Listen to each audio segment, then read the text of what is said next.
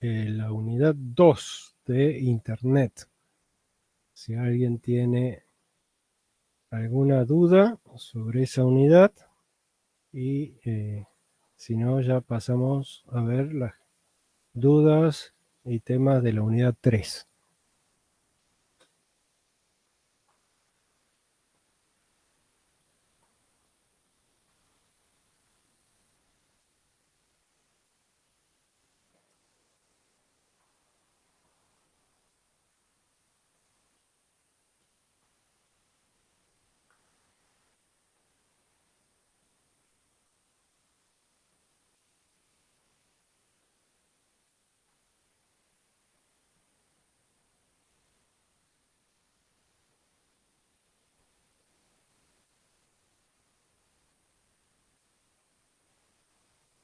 Bien, si se acuerdan, la unidad 2 era más que nada las herramientas que teníamos para hacer diagnósticos en cada una de las distintas capas.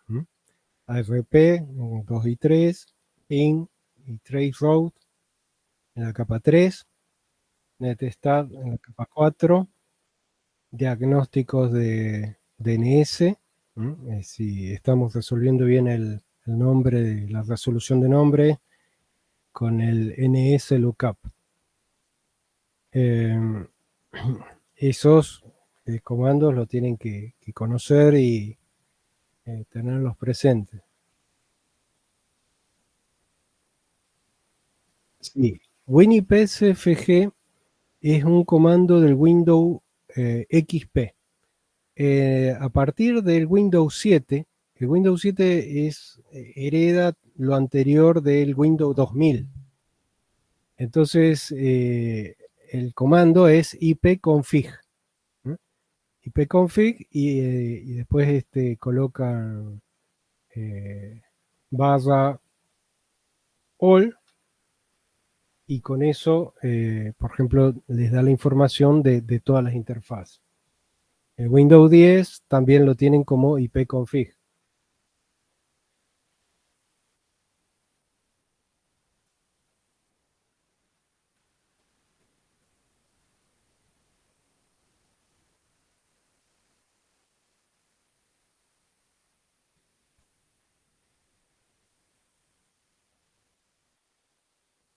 Por ejemplo, si ustedes colocan así, ipconfig barra all, les va a aparecer todo el tema de la configuración.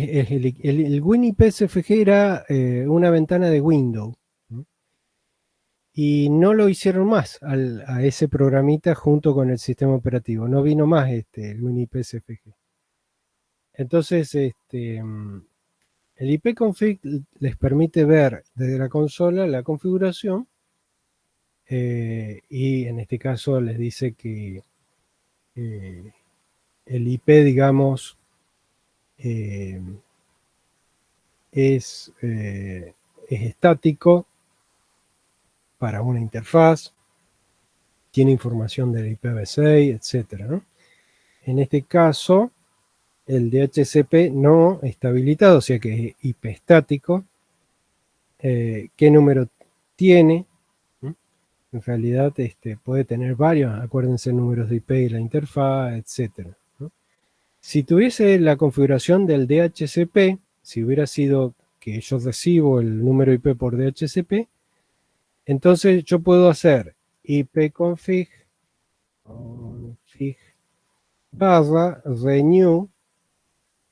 Con eso lo que hago es renovar o limpiar el número de IP que había obtenido del servidor de DHCP y volver a pedirlo, volver a solicitarlo. Es decir, el ipconfig tiene varios comandos, entre ellos, por ejemplo, flush DNS. El flush DNS hace que se limpie la caché de ese host, o sea, de mi PC, se limpia, y entonces si en el servidor de DNS ha cambiado la relación número de IP a nombre simbólico, yo haciendo el flush DNS vuelvo otra vez a consultarlo a través del NS Lookup o a un ping al nombre y entonces me traigo el nombre nuevo que ha sido colocado en el servidor. Es decir, borro la caché de DNS local. Esas son, digamos, release es que libero el número de IP, es decir, lo dejo de utilizar y le aviso al servidor de DHCP que voy a dejar de usar el número de IP. Esas son las más usuales. Bueno, display DNS, pero básicamente con eso es una cuestión interesante de Windows es que hay un archivo que se llama host. Está en el directorio System32. Ese archivo es de texto. Todos los Windows lo tienen. También los Linux tienen un archivo que se llama host. En ese archivo yo localmente puedo configurar cuál es la relación de número de IP con nombre simbólico. Entonces, yo ese archivo hay que tener cuidado porque un virus me podría decir que Microsoft, por decir un sitio, que www.microsoft es el número 170. Tanto. Y en realidad no es ese. Entonces, ¿qué es lo que sucede? La máquina, el sistema operativo, lo primero que busca no es ir a consultar al servidor de DNS, sino que lo primero que busca es el archivo host. Si ahí no hay nada, buscan la caché de DNS. Si no hay nada en la caché de DNS, recién ahí pregunta al servidor de DNS. Ese es el orden, digamos. Ahora, como el orden primordial es buscarlo en el archivo host, un virus, por ejemplo, me podría colocar que determina Google, por ejemplo, es tal sitio, tal otro número. Entonces hay una suplantación de identidad, o sea, se hacen pasar por Google. Y a lo mejor la página que me aparece a mí es idéntica a la de Google, pero después cuando coloco login y contraseña, ellos no validan el usuario y contraseña, es decir, me mandan para que yo valide ese usuario, pero ellos aceptan a todos. Entonces ahí entran a una página que es un fraude. Y ellos obtuvieron de esa manera el login y la password, ¿no?, de un usuario. Entonces con eso ya tienen el login y password, pero para eso tuvieron que hacer una suplantación de identidad. ¿Y dónde? No lo pueden hacer en las cachés de los DNS. Lo han hecho escribiendo el archivo host. ¿Se entendió la técnica? Entonces ahí tengo que tener cuidado porque al escribir ese archivo puedo estar haciendo cualquier cosa. También lo puedo utilizar para la LAN local. Imagínense que ustedes ponen una impresora en su LAN local y le quieren llamar impresora. Entonces editan el archivo y ponen impresora es el 192.168.04, por ejemplo. Una impresora en red. Entonces conectan la impresora y listo. La impresora no sabe que se llama así, pero en el host sí saben. Entonces, cuando quieren conectarse, le ponen // impresora y ya por el IP, en el archivo host ya saben qué número IP es. ¿Se entendió?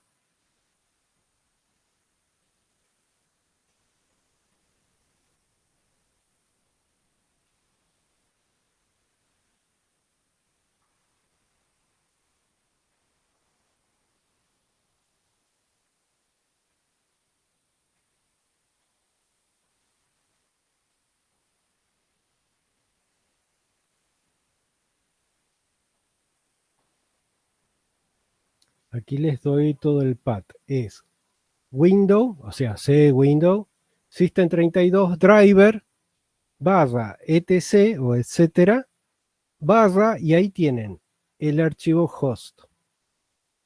Entonces, cuando lo editan, el sistema operativo busca ese archivo.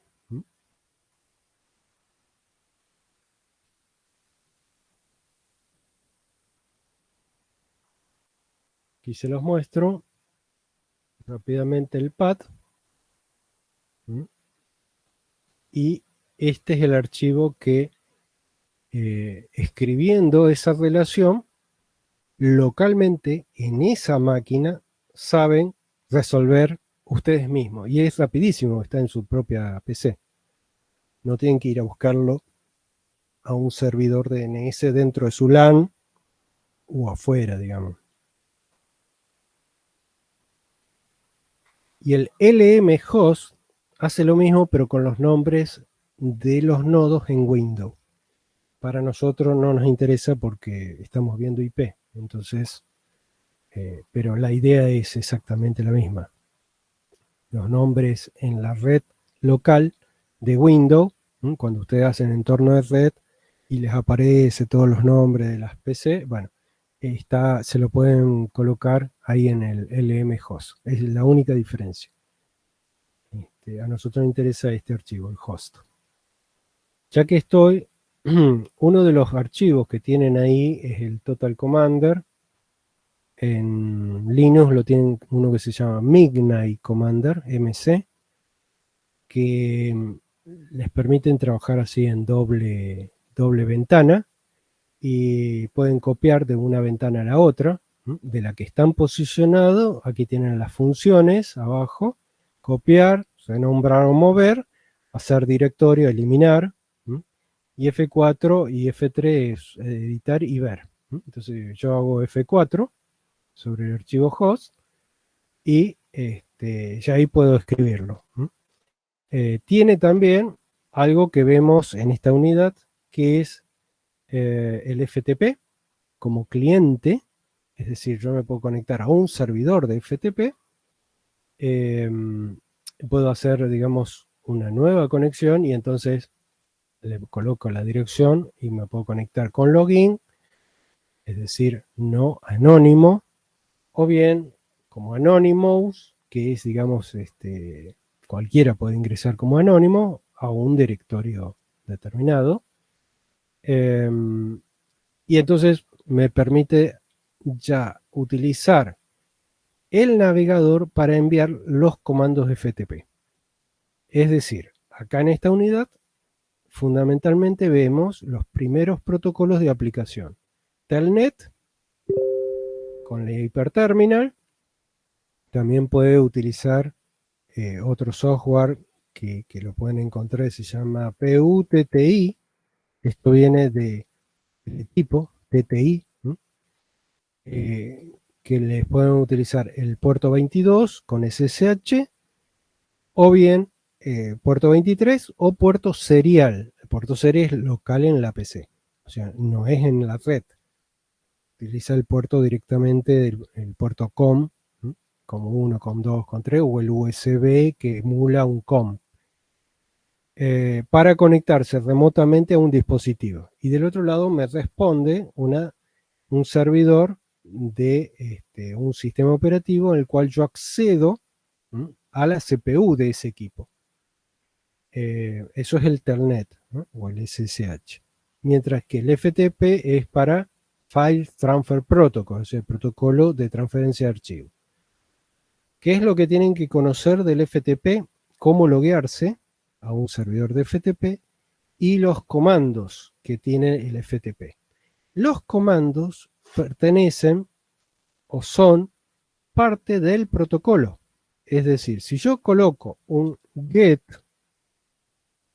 así, y el nombre del archivo, del otro lado el servidor interpreta el protocolo y sabe qué es lo que quiero hacer con el get. Quiero descargar un archivo desde el servidor a mi máquina. En cambio, si hago un put, quiero levantar un archivo de mi PC al servidor. Eso lo interpreta y le digo put nombre de mi archivo local y se lo envía.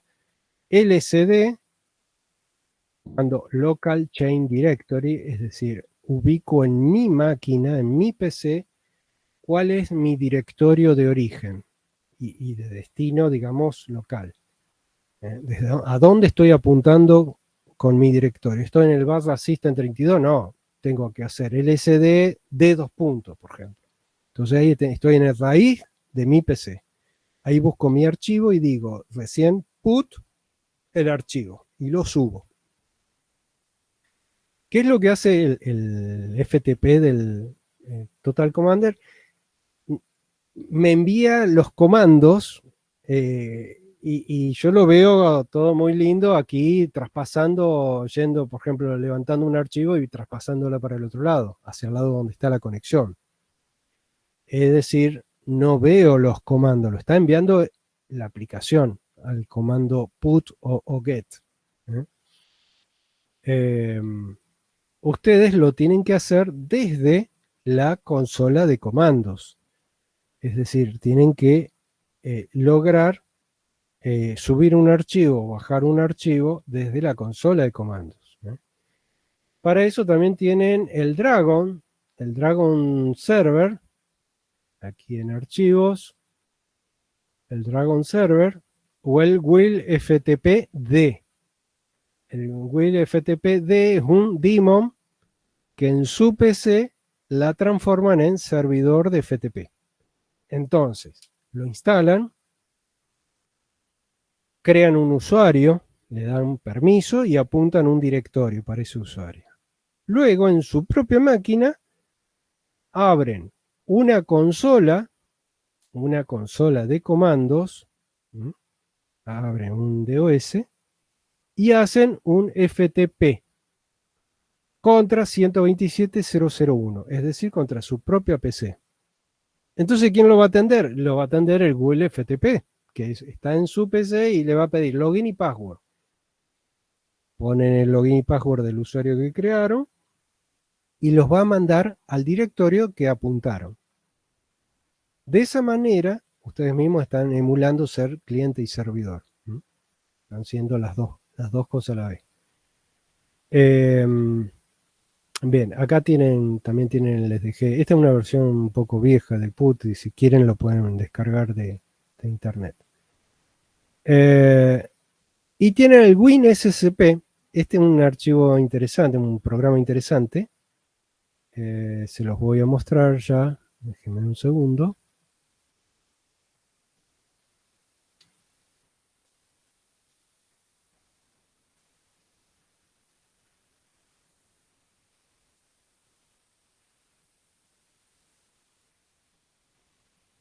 Un segundito. Vamos primero por el PuTTY.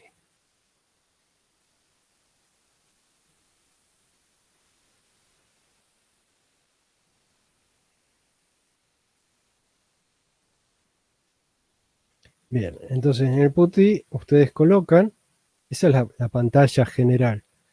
Colocan el nombre del host 127.0.0.1, por ejemplo, si ustedes son servidor, han puesto el daemon en su máquina y pueden hacer SSH o bien Telnet con el puerto 23, dependiendo, digamos, si va encriptado o no.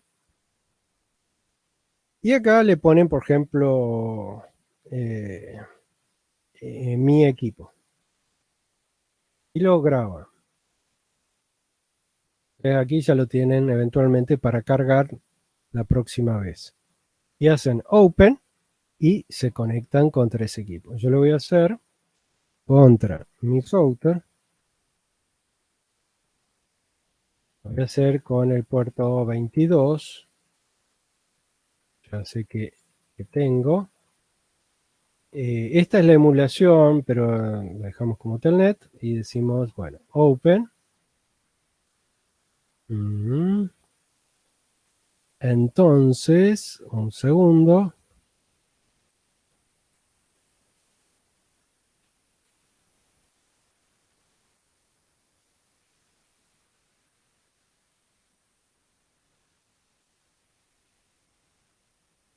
Y aquí yo ya estoy adentro del equipo. esto es un equipo remoto. Puede ser un switch, un router, un Linux, etc. Windows en general no tiene servicio de login remoto, o sea, de ejecutar en la otra máquina, ¿no? Trabajar de otra manera.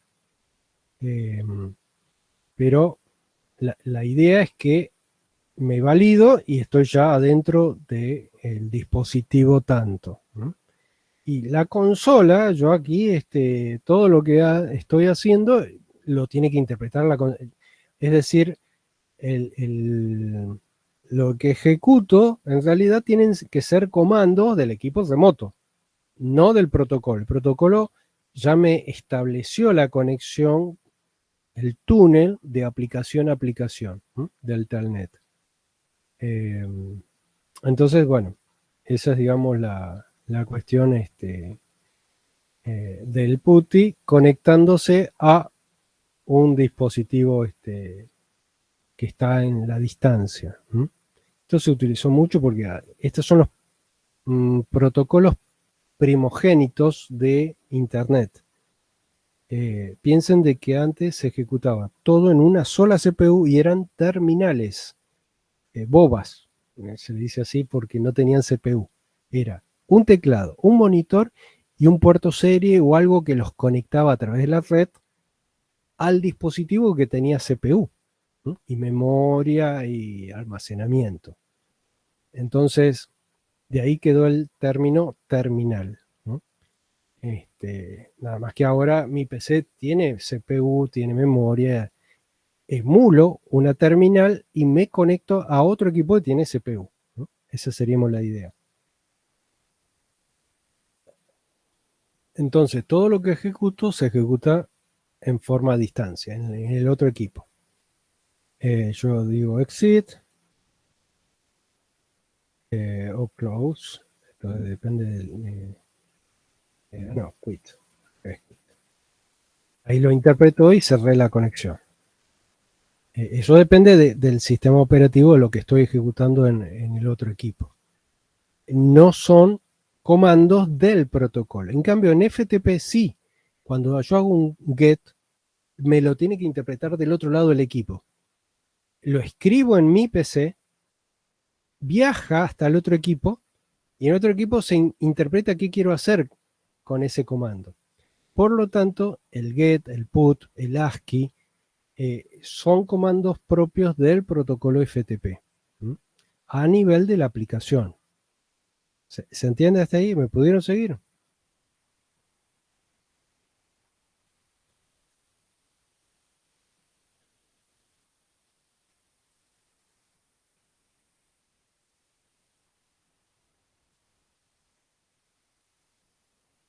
Bien. Entonces, el WinSCP, déjenme un segundito, una vez que lo instalan,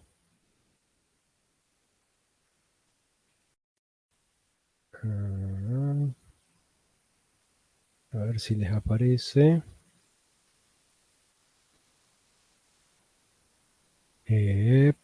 No le está apareciendo, déjame un segundo.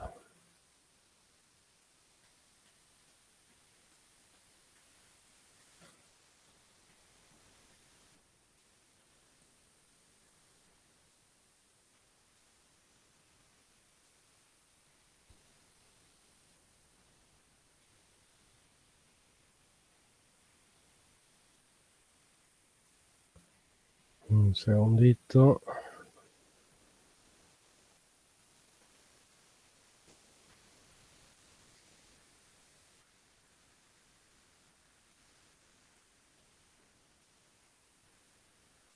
Bien. Entonces, el WinSCP, así le va a aparecer la versión esa que está, la que le instalan va a aparecer algo parecido. Ustedes ponen el hostname, es decir, hacia dónde están apuntando. Yo lo voy a apuntar hacia donde sé que me atiende, que es el 172.16.2.4, que es mi router. Username.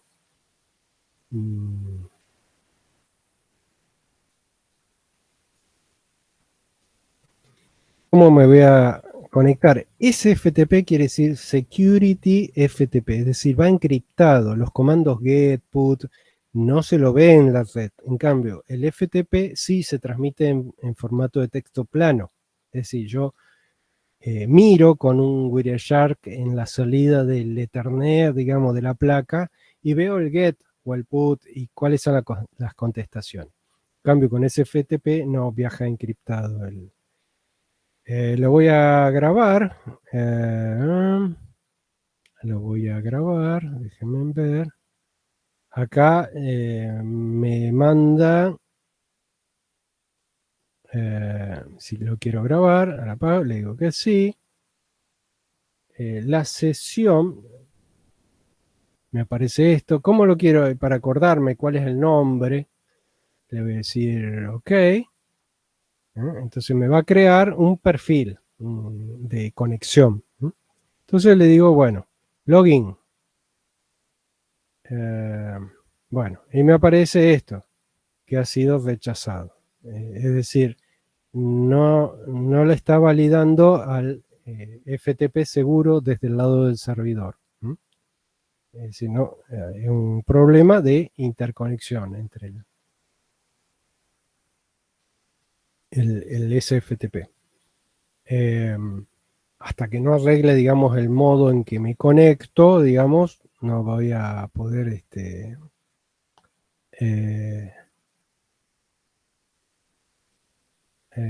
conectar, digamos, al equipo.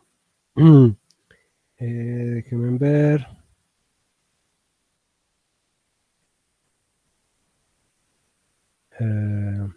Estas son las grabadas.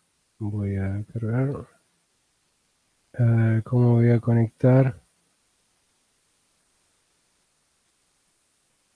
Déjenme ver si lo toma así.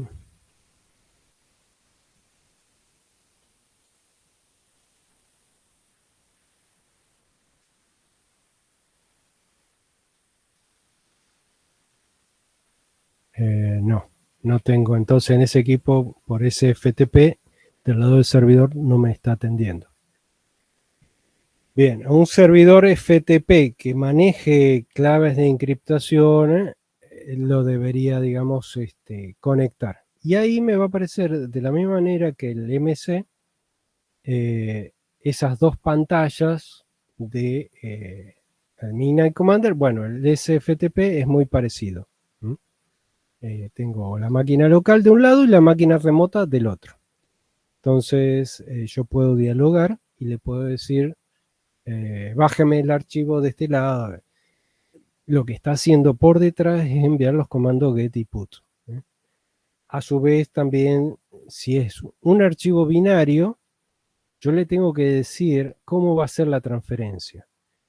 ¿Por qué? Porque por defecto hace transferencia de 7 bits, es decir, un archivo ASCII de 7 bits. Si es binario, es decir, si tiene ñes o punto y acentos, etcétera, es decir, utiliza el número 127 en adelante en el código ASCII, tengo que decirle bin, B larga y N, de binary. Es decir, que la transferencia la realice en modo binario. Entonces, antes de hacer el put o el get, tengo que ponerle bin. Entonces me va a decir, OK, seteado en modo binary y está listo para hacer la transferencia. Ahora, cuando yo le doy get, nombre del archivo, enter, no veo nada hasta que me devuelve el cursor. ¿Cómo sé, digamos, de que está haciendo algo el programa? Bueno, hay una función que es local, que se llama hash. Con el hash, cuando yo le pongo hash activo, me va a aparecer cada 1024 bytes un numeral. Entonces es la función de barra de progreso que me va apareciendo en la pantalla, numeral, hasta que termina el archivo. Y con eso yo ya sé que está haciendo algo el protocolo y está haciendo la transferencia. Cuando son archivos chiquititos, eso es casi instantáneo, pero cuando son archivos grandes, conviene activar el hash para saber qué es lo que está haciendo el programa, ¿no? Si está funcionando la transferencia. Después tienen el mput. Mput es el multi subida. Quiero subir muchos archivos, por ejemplo, mput asterisco.com, por decirlo. Entonces, todos los .com los va a enviar arriba. Y si hago mget, es todo lo contrario. Es el multiget, ¿veis? Para descargar múltiples archivos. Le debo decir con el comodín cuáles son los archivos, ¿no? Entonces, con un solo comando ya descargo todos los que están en ese directorio. Y después, bueno, cd para cambiar de directorio. Con esos comandos yo voy navegando en la máquina remota, ¿se acuerdan?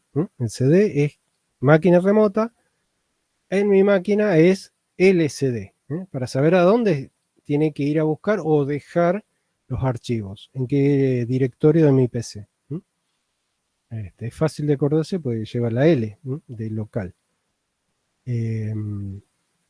Esos en general son los comandos que uno está haciendo cuando agarra el Total Commander y lo lleva, o el WinSCP, y lo tira hacia el otro lado. Eso serían las aplicaciones entonces que tienen ahí para jugar ahí como archivos. El Dragon Server, el Wheel, el PuTTY, el WinSCP, son aplicaciones de las que vemos ahí en esta unidad. ¿Se entendió?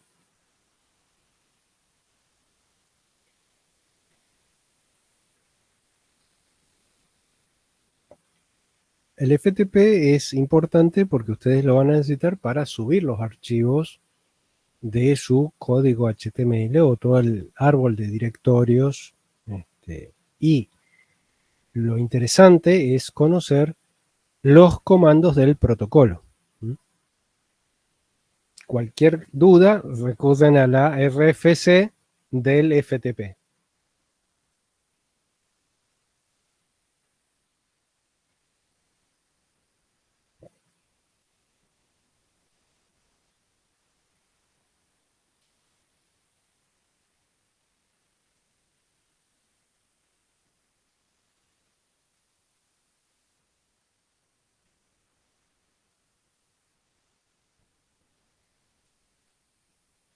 Sí, en todos los comandos, ahí adentro vos pones a leer todos los LFTP y empieza a decir qué hace el get, qué hace el put, qué hace, o sea, se describe los comandos del protocolo de aplicación. Importante es porque web, o sea, HTTP, el protocolo de Hypertransfer, proviene de dos protocolos anteriores, que son el FTP y el, escribo aquí, Gopher.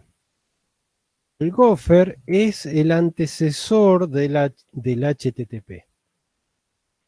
Y es el que en realidad le daba el formato de qué es lo que quería hacer.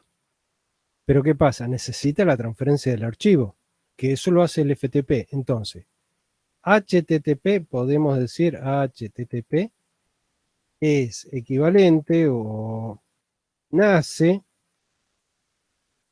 de FTP más Gopher.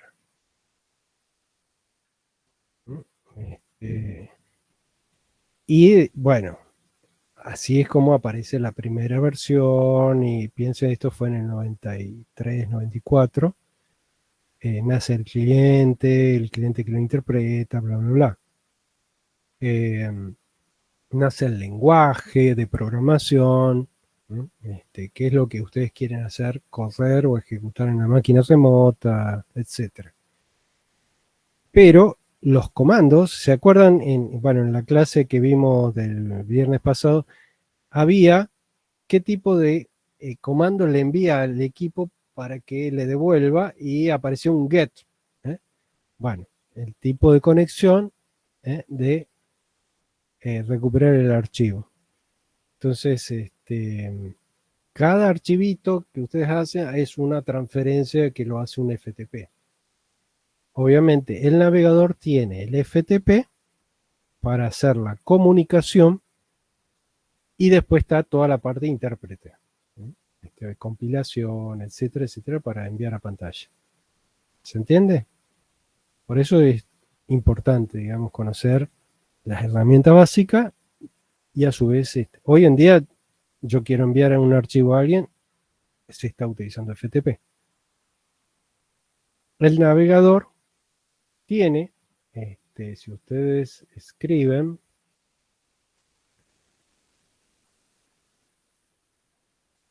vamos a hacer una prueba, entonces, 16, 2, 4.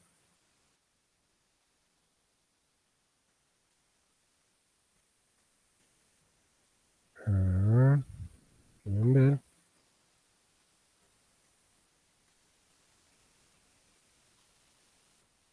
Voy a hacer pp dos puntos más abajo.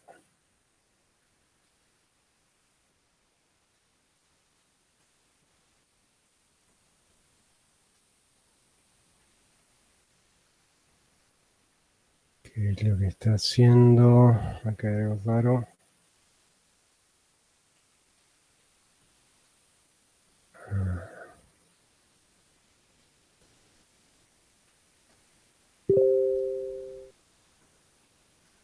Bueno, el Chrome nuevo me está dando que no es segura y qué sé yo, pero eh, lo tendría que agregar como permitidos. No es seguro porque va en texto plano. Pero si yo coloco FTP dos puntos barra barra, el número de IP o el equipo remoto lo tiene que conectar. ¿Está? Lo que puede ser es que no se le dé la alerta de que va en texto plano eventualmente. Quería mostrar eso y eso en la barra del navegador. ¿Se acuerdan que la URL es protocolo dos puntos barra barra usuario dos puntos contraseña arroba el número de IP y bueno, puerto o directorios. Eso pruébenlo.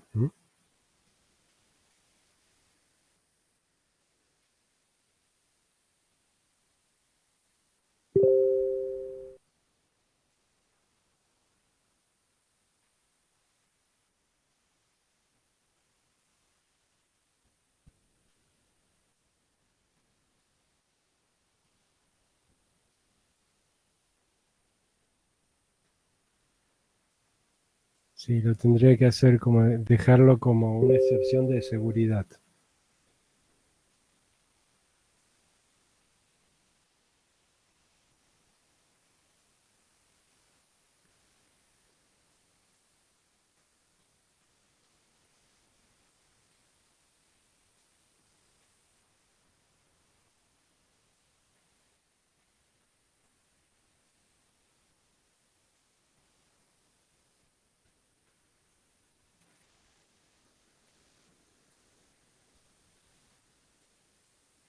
Bueno, lo ideal es tener una aplicación directa de FTP y con eso obvian la parte del navegador.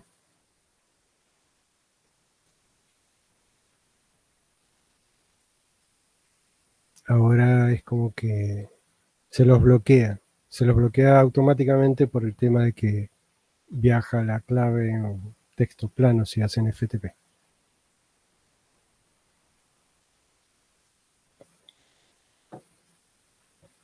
Bien, bueno, básicamente en esta unidad tratamos de de estas aplicaciones, la próxima vemos correo electrónico. ¿Alguna duda, consulta?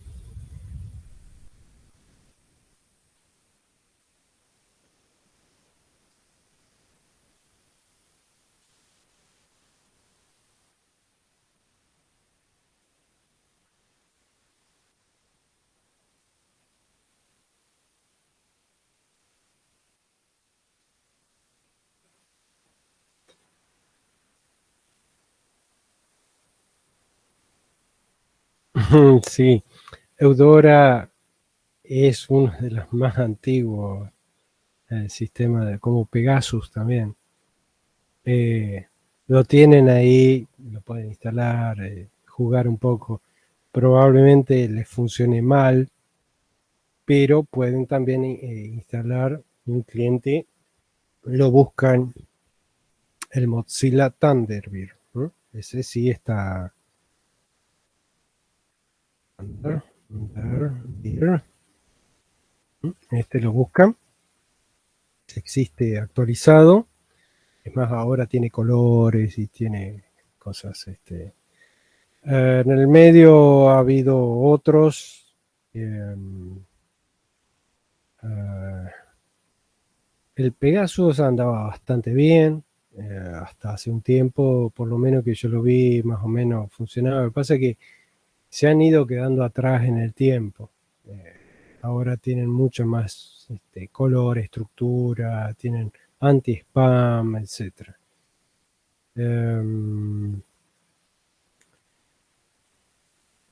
Ya les digo, había uno que yo lo usé muchos años. Déjenme que lo busque, ya el tiempo hace desastres en la memoria. Eh, Cuando uno no lo sigue utilizando, déjenme que lo busque, porque tenía backup.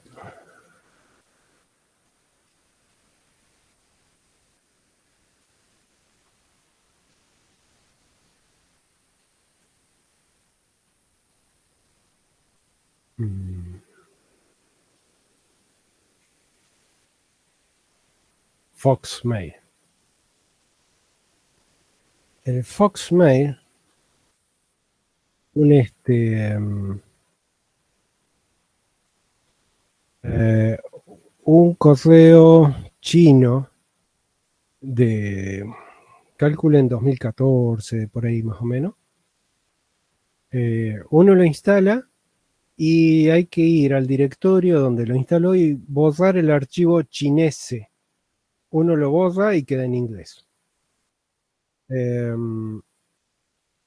Este programa estaba muy bueno porque en el directorio que ustedes lo instalaran, después copiaban ese directorio a un pendrive y lo llevaban a otra máquina y contenía todo en el directorio, es decir, las bases de datos, todos los mails anteriores. Así que era replicable, muy fácil, ¿no? Ofimáticamente copiar un directorio, bajarlo, llevarlo a otra máquina, ponerlo y le funcionaba. Así que la migración estaba muy bueno y muy rápida. Cosa que con el Internet Explorer, con el de el Microsoft Mail y todo eso era un problemón, inclusive con el Mozilla Thunderbird también tiene su secuencia que hay que hacer para guardar toda la configuración y los correos viejos. El Foxmail era... Y tenía una serie de cosas muy interesantes que era un control de anti-spam en el mismo software que tenía heurística, uno podía setear los niveles de sensibilidad de los correos para que sean tratados como spam o no, o hacerlos aprender. Uno le decía tal, tal, tal, tal, son spam. Entonces después lo hacía aprender y una vez que aprendía, chequeaba cuáles eran las reglas, los encabezados de mail, etc. Ya empezaba a funcionar con un sistema de puntuación. Les daba, digamos, el filtrado en el propio host de recepción, no en el servidor. O sea, eso lo hace en el mismo host donde yo recibo los mails en mi PC. Entonces tengo el cliente de correo. Eso es bueno. Lo vamos a ver básicamente en la unidad 4. ¿Está? ¿Lo conocías, Leandro, la Audora? ¿Lo usaste? ¿O te sonaba?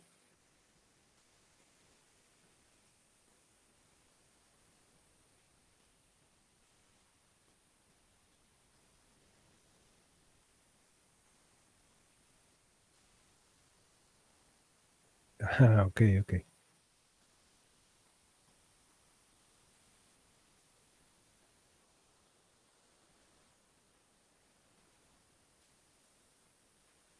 El otro es el Pegasus. Pegasus Pmail. Mail. Ese es, digamos, el otro que también pueden. En realidad, déjenme ver si existe actualización, porque yo ya he perdido Pegasus Mail, si lo han actualizado. Está escrito en C. Aparentemente el 14 de febrero del 2022 la última versión, 4.80. Eh,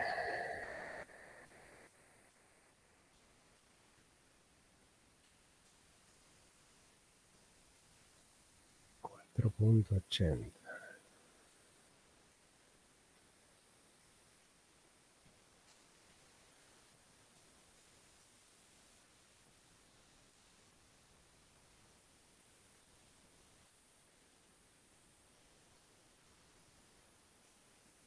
Y ahí tiene la 3.12, creo.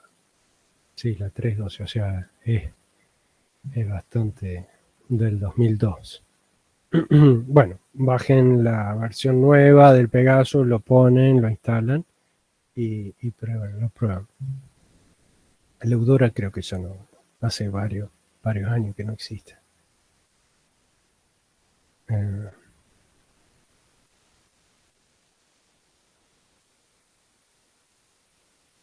y el Foxmail, déjenme ver.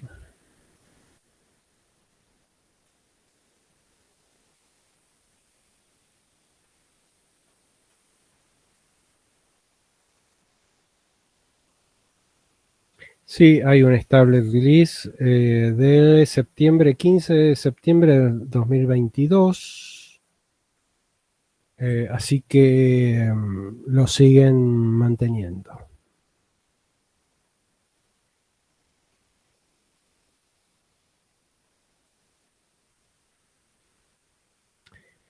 Todo esto son libres, digamos. Lo interesante es que ustedes llevan todo el correo en su propio host, ¿m? En su propio nodo, en su propia PC. No utilizan webmail, ¿no? Todo el mundo cree que el correo es el de Google o el de Yahoo. ¿Mm? No, uno se conecta al servidor, pero el correo es totalmente... El webmail es una simplificación para que uno no tenga que instalar nada en la PC. ¿Mm? Pero bueno, en la unidad 4 vemos que es más complejo. ¿Alguna, alguna duda?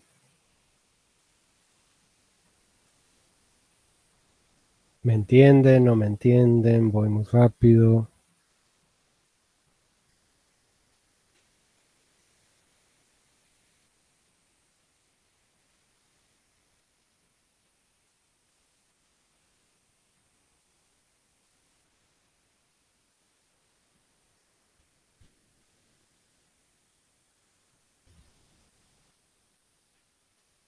La idea de esta unidad de la 3 es presentar protocolos a nivel de aplicación.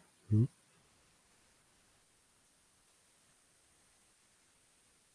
Así como vimos en las dos herramientas, bueno, ahora ya empezamos a ver aplicaciones. Hay 65.535 aplicaciones. La tienen en la materia de redes, yo les dejé ahí una tablita con los puertos, como ya un resumen de lo ultra resumido, ¿no? Y cada una de ellas tiene su forma de actuar o funcionar. ¿Mm? Tanto en TCP como en UDP, como, bueno, y en otros protocolos que no vemos.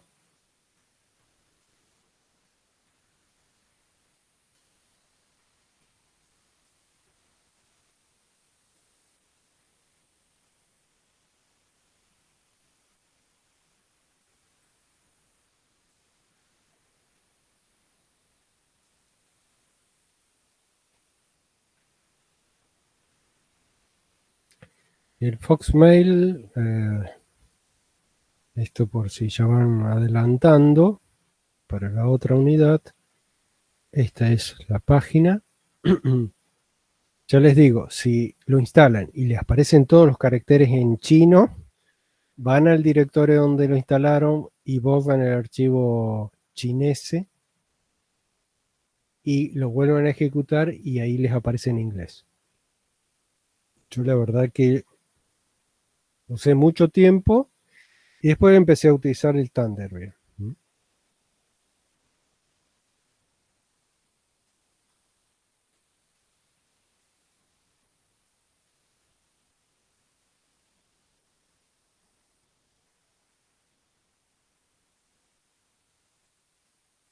Lo interesante, Alba, es que sepan de todos, de todos los que, y que lo instalen, los prueben, vean cómo funcionan, qué es lo que setean, dónde setean, los parámetros que tienen que setear, y la idea es que eh, tengan una idea de cuál es el funcionamiento general de todos y después las particularidades. Y ahí uno es una cuestión de gustos.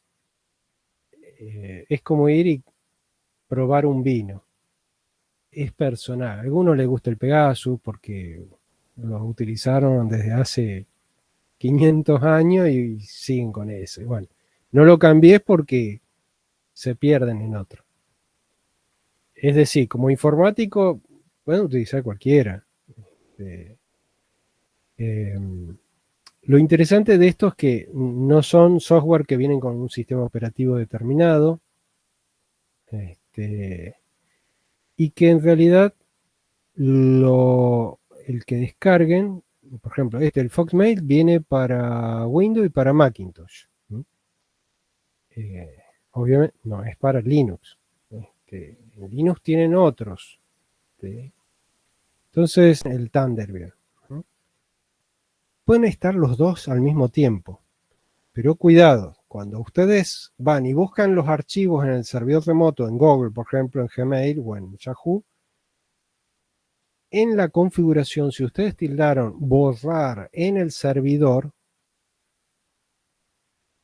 cuando descargan, mandan la orden de borrar ese archivo. Entonces el servidor siempre está en cero, salvo que lleguen los mails. Y yo no los he ido a leer o descargar. Entonces, ¿qué pasa? Cada software, si yo los digo borrar, en el otro va a consulta y no hay nada.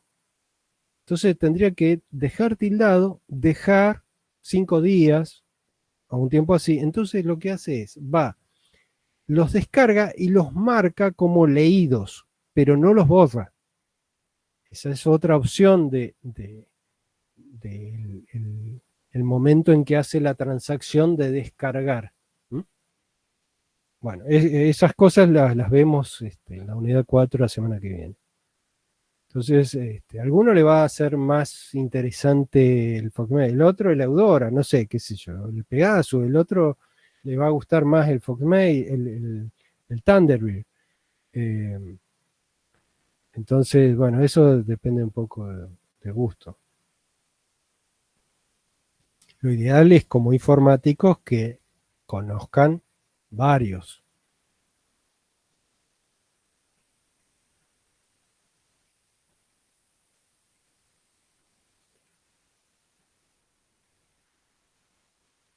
Esa es la idea. Así como navegadores, usamos Firefox, el Chrome, eh, tienen también el Brave, BraveHeart, el Avant, ¿no? También como navegador.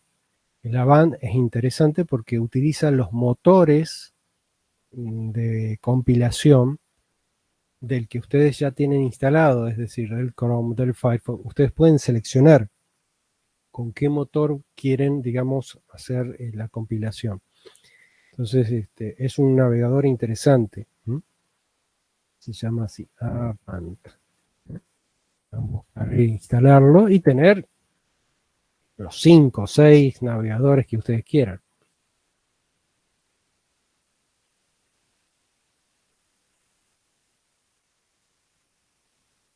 En correo, lo mismo.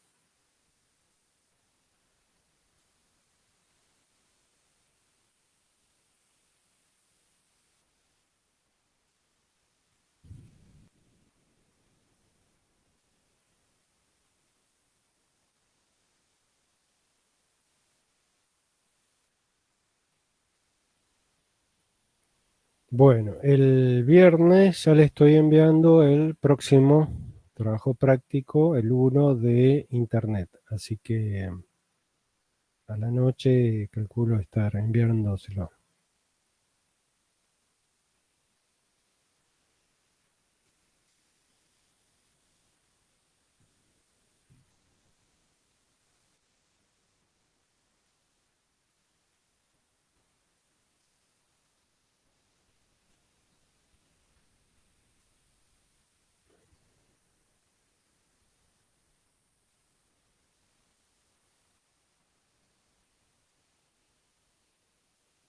Antiguamente todo esto de el Telnet, el correo, era todo comandos. No existía nada de la parte gráfica.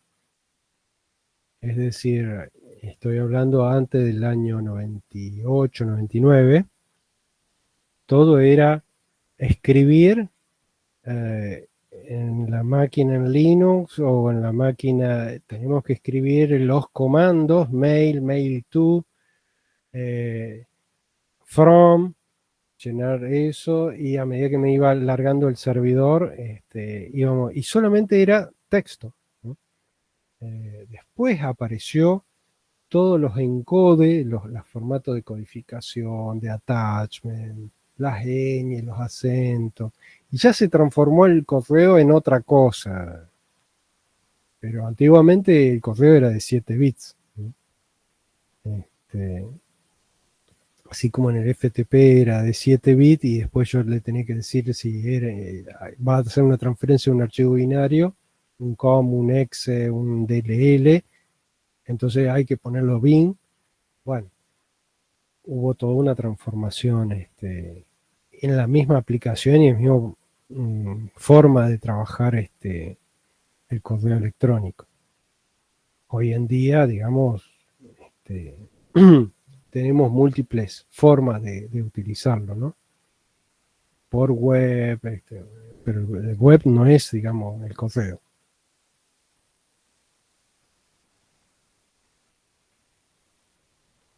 Fíjense en una cosa interesante.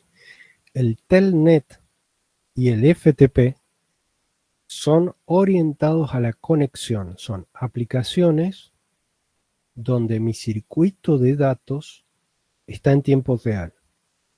Es decir, del otro lado, yo abro la conexión y si el servidor está caído, listo, ya no tengo más nada que hacer. En cambio, el correo electrónico es no orientado a la conexión. Es decir, el circuito de datos solamente se establece entre mi máquina y mi servidor de mail, pero después, en el camino, puede haber múltiples saltos de servidores de mail y yo ya desconozco. O sea, está pensado como una carta realmente. Es decir, yo envío la carta o el paquete, lo envío, pero no sé si el destinatario puso bien o yo puse bien la dirección de correo. Y si está mal, el último servidor, el que lo tendría que entregar, me lo devuelve.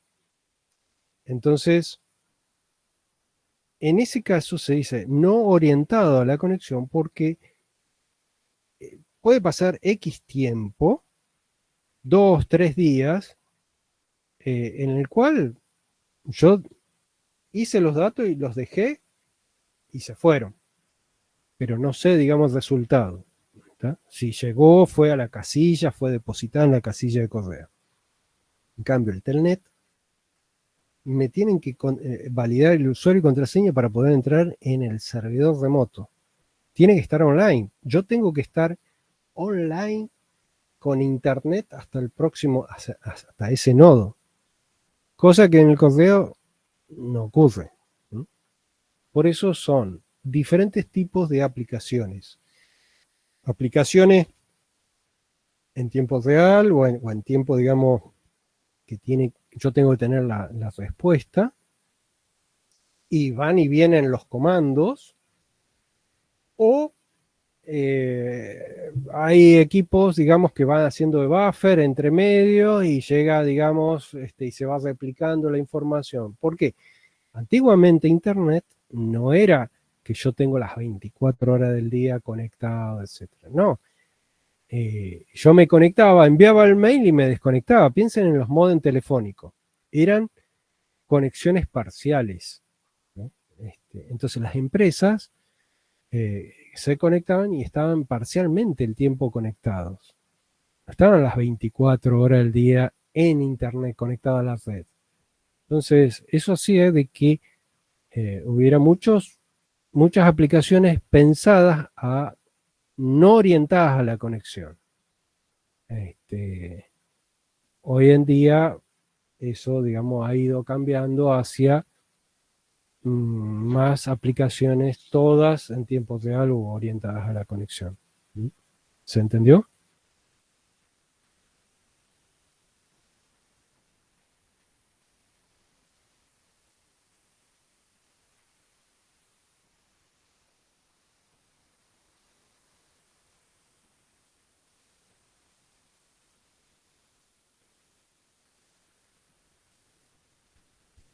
Bien.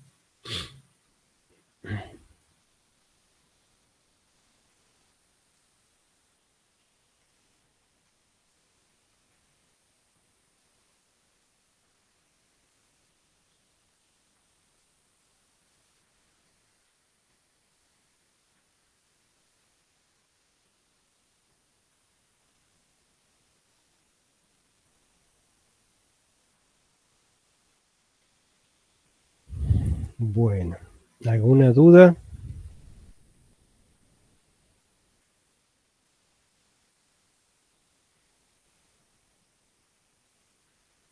Más que nada de esta unidad de la 3.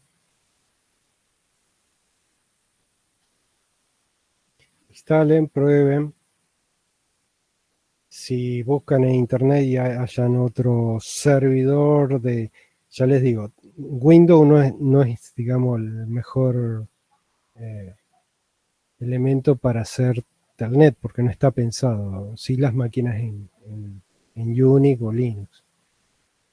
Casi no hay muchos servidores que les dejen abiertamente el tema Telnet o SSH.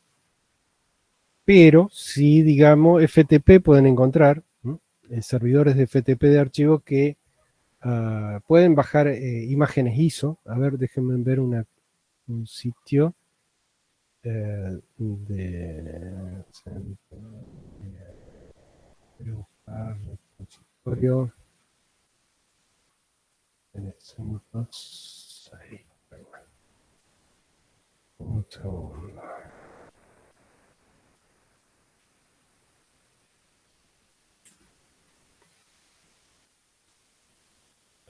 O de Ubuntu.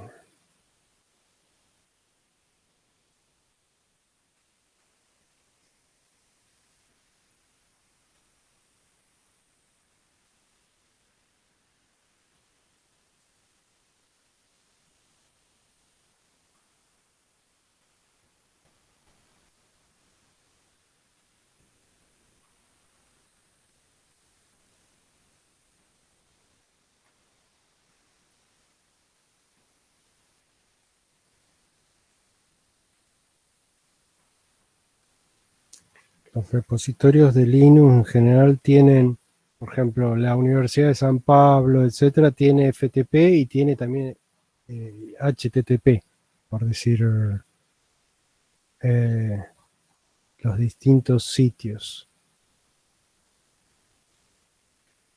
Eh, lo único que tengo que ver cuáles eran las direcciones.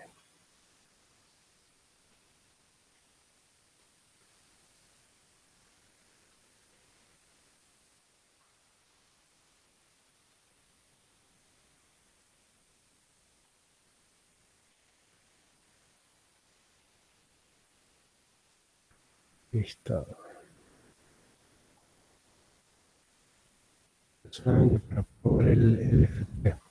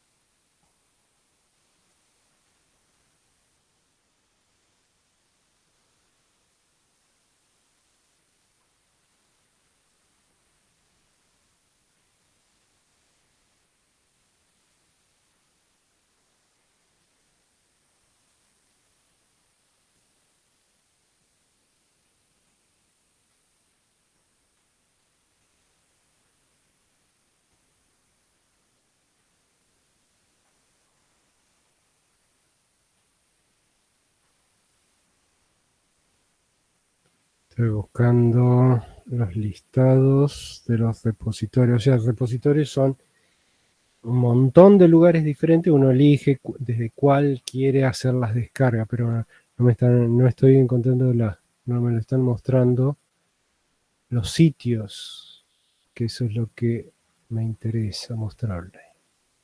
O Debian. A ver, vamos a ir por Debian.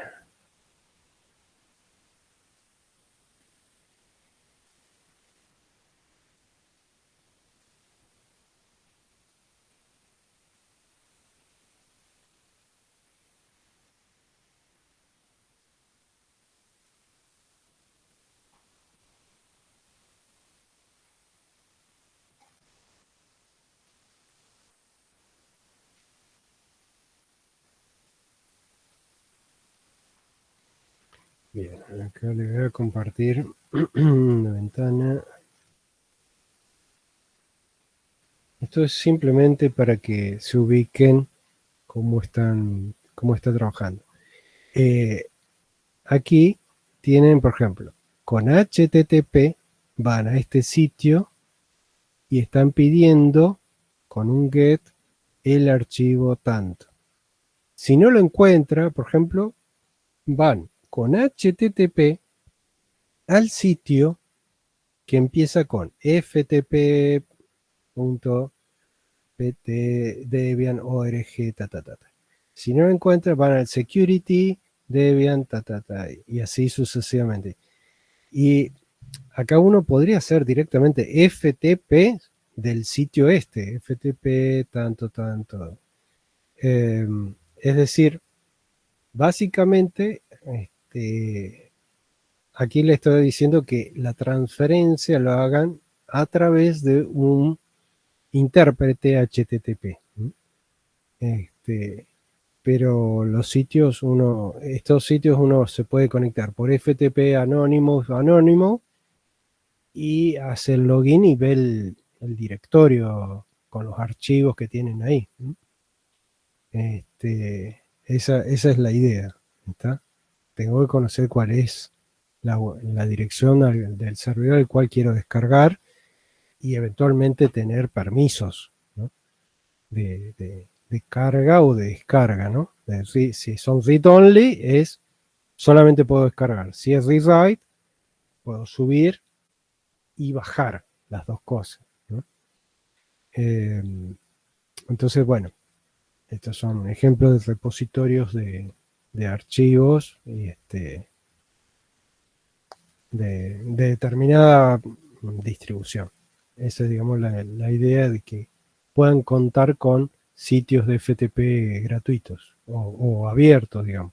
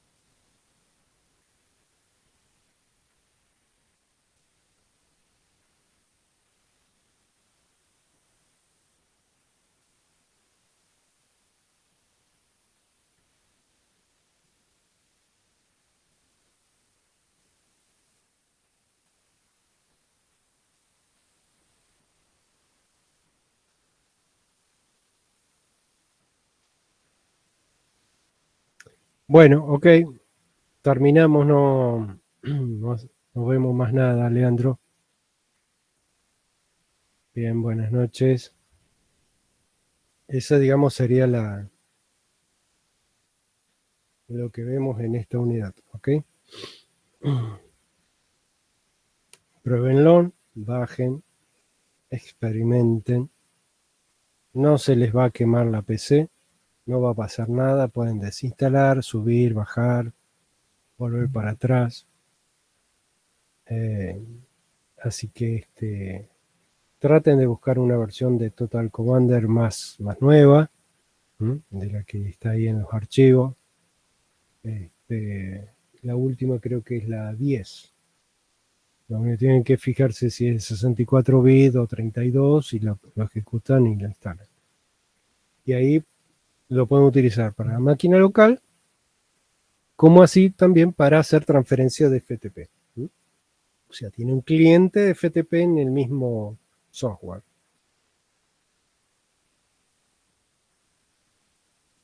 Instálense el WinSCP. El WinSCP tiene conexión con el PuTTY, o sea, previamente coloquen el PuTTY y después el WinSCP. Ok, Mateo.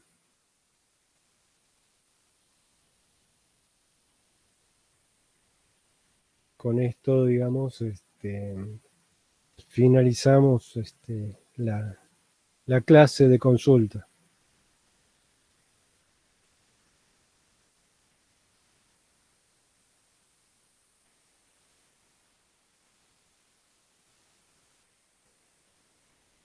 Ok, Alba, buenas noches.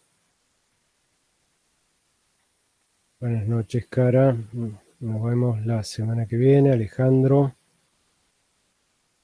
buen fin de semana para todos. Saludos.